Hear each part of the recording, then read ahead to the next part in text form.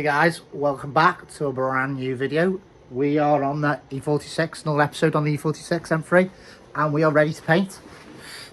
Oh, I say, ready to paint. All the welding done, all the filling done, all the primering done, all the corrosion repair done. It is ready to paint, and we are going for U-Pole Raptor. I've done etch primer, I've done high build primer, I've done corrosion chemicals. We're ready to paint. So going for a tintable U-Pole primer, and then I'm going to 2-pack lacquer over the top. You supposed to leave over the Raptor 24 hours or so to go off, give it a quick light scotching, and then we can 2-pack lacquer over the top. I 2-pack lacquer to Cosy, and it come out lovely, come out really nice. You might say, why haven't I got the car sheeted off? To be fair, because I've got loads of dust all over the car. The grinding dust and stuff goes everywhere, and I plan on doing like a single stage machine polish on the whole car anyway, ceramic coat. So that's why. If I put a sheet over it now, I'm just going to scratch the hell out of the paintwork. So I masked off as much as I could, masked off as high as I could, and let's just go for it, and we'll just try and be careful. It does get very messy, Raptor, but I've wrapped it down many cars now and I'm quite used to it. I've got the Lecky fan in here because we're about 4 degrees, so we're just warming the room up, make it easier, warm the paint up, and that'll be a bit of a nicer finish. So you may as well join me once the paint's mixed up and I'm ready to spray some stuff on.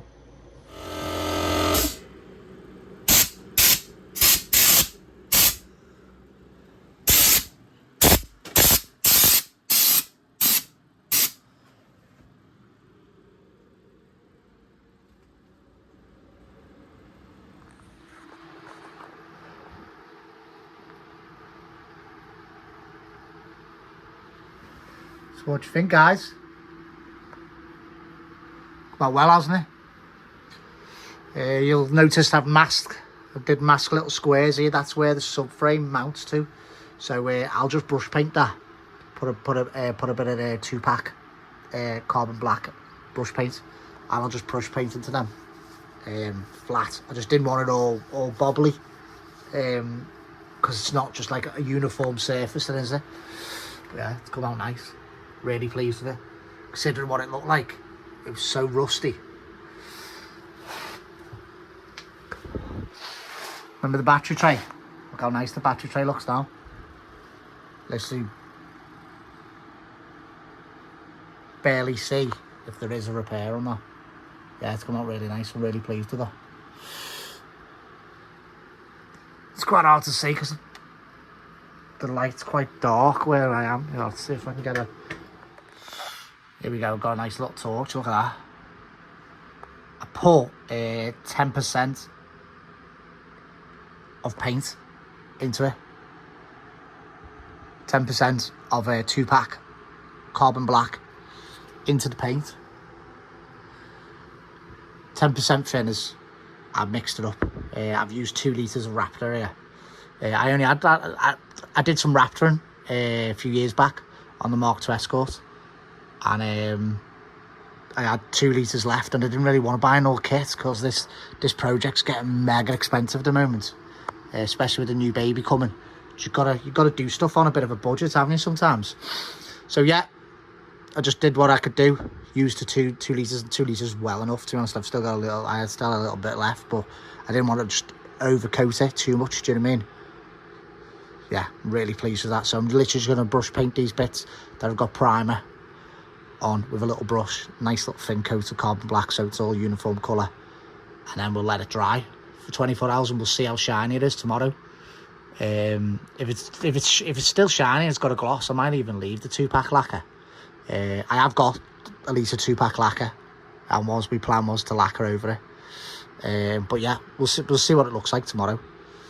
But yeah, I'm really pleased with it. It's come out really well. Still waiting on all my bits from the powder coaters, so I can build some more stuff up, but I can get the tank in, can't I, this week?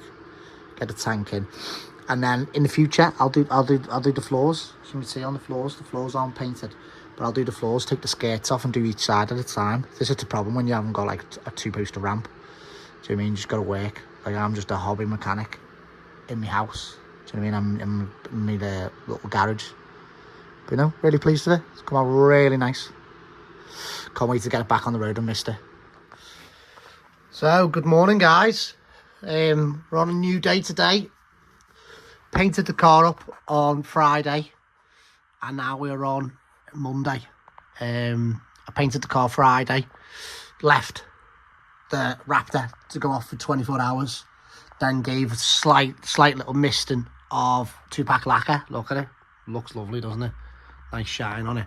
As you can see, our mast over here, where the subframe mounted, I've just brushed a bit of 2-pack on. I'm going to just brush a bit more 2-pack on it before I mount it. Started building up brake pipes and stuff.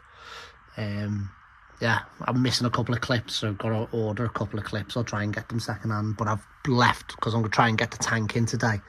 I've left all the ones that are accessible to be changed. But yeah, it's getting there, like.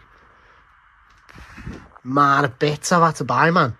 New handbrake cables, new bushes, new brackets. Bloody adds up, like. I gave everything a good coat of cavity wax, and you'll see quite a bit of cavity wax dripping down. Did that last night. All the painted way got off. It had like 24 hours, 48 hours to dry. But yeah, it looks nice, like. It's come out really nice. So we're going to crack on today, try and get the fuel tank in, see how far we get. So, got the tank in, used the jack, and sat it on loads of wooden blocks, and then lowered my little car lift down. Such a good fucking buy, this car lift was, I'm telling you. For shy under 700 quid I paid for it, because I went for the 3-ton one.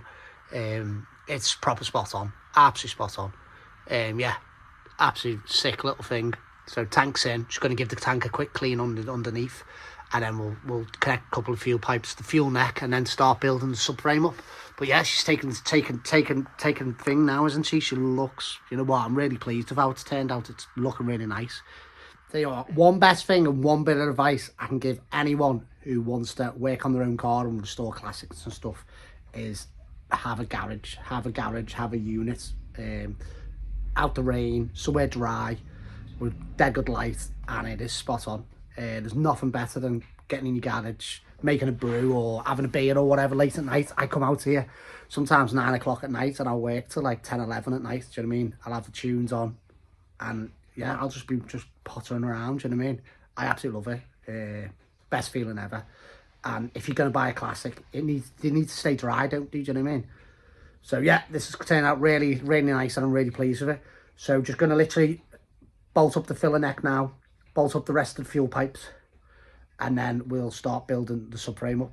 Subframe, everything's back from powder coating. I'm just waiting on 2 of my rear arms.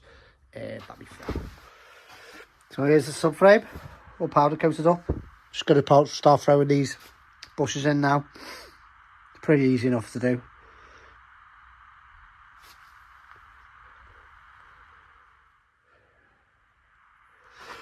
Before I try mounting the subframe this way, so lifted it up and bolted it on.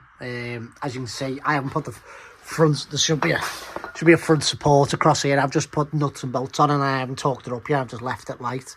I think this might be a bit easier than trying to build the whole unit up, because it's such a heavy unit, especially with me not having a 2-poster lift or any sort of jack.